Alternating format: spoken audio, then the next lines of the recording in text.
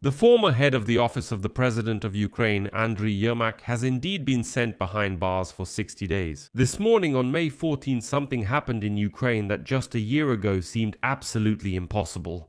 The High Anti-Corruption Court has made a decision to arrest Andriy Yermak, the man who de facto has been running Ukraine for the past few years and coordinating its relations with the West.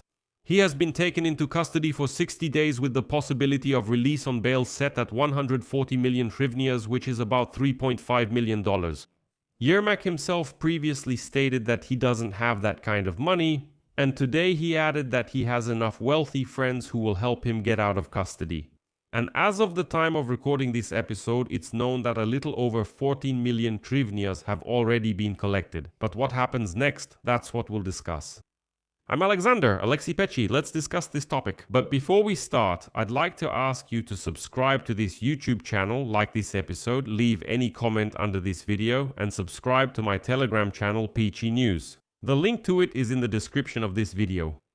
So, the High Anti-Corruption Court of Ukraine has arrested the former head of the President's office, Andriy Yermak, for 60 days in a money laundering case. At the same time, he was given the opportunity to be released on bail of 140 million hryvnias.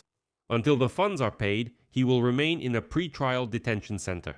And according to the National Anti-Corruption Bureau of Ukraine, Yermak may be involved in laundering funds. 460 million hryvnias, which were used for the construction of the Dynasty Cottage settlement in the elite Kozino district near Kyiv. He faces up to 12 years in prison with confiscation of property. Here's what Andrei says after that decision. Yermak. So the judge announced the decision like this. The investigating judge decided to partially grant the NABU detective's request to apply a preventive measure to the suspect, Yermak, in the form of detention for 60 days from the moment of his actual arrest.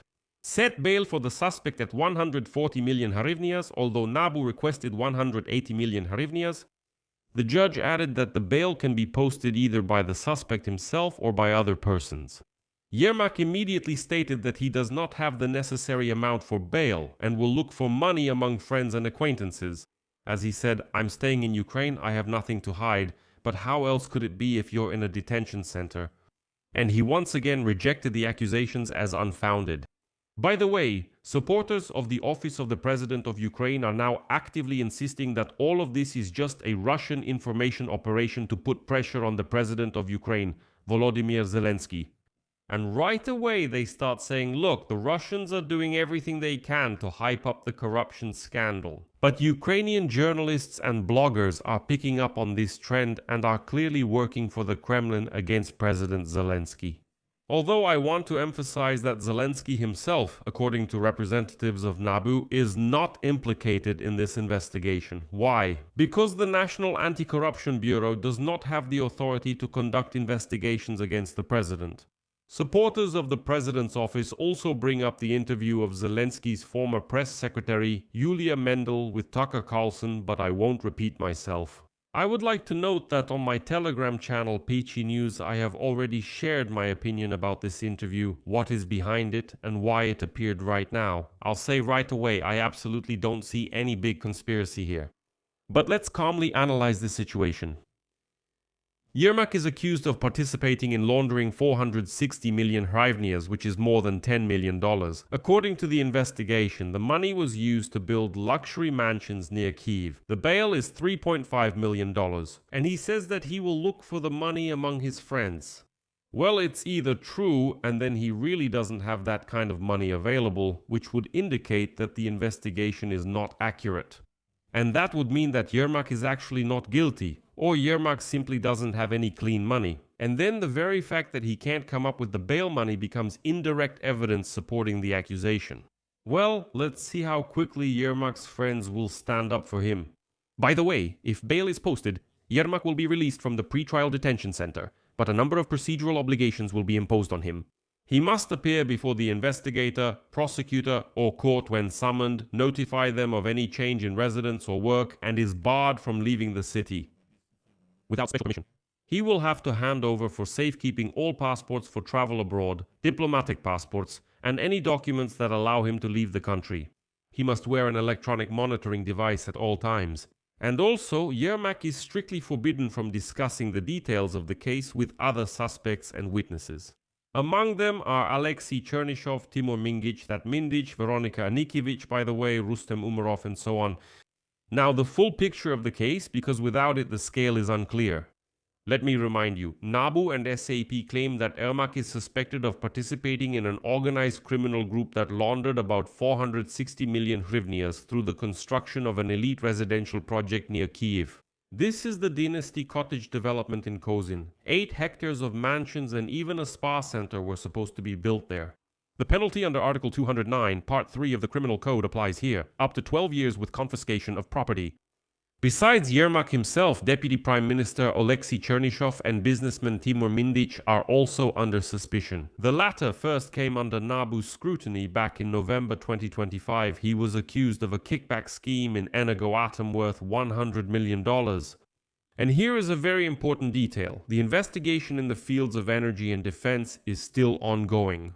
That is, the Midas case and the story of this dynasty development are not the end. This is only the beginning. Defense companies associated with Mindic, including the company Firepoint, are being investigated. On the other hand, and this is also worth mentioning and considering, all of this happened at a particularly sensitive moment for Ukraine, since Kyiv continues to seek military and financial support from its Western allies.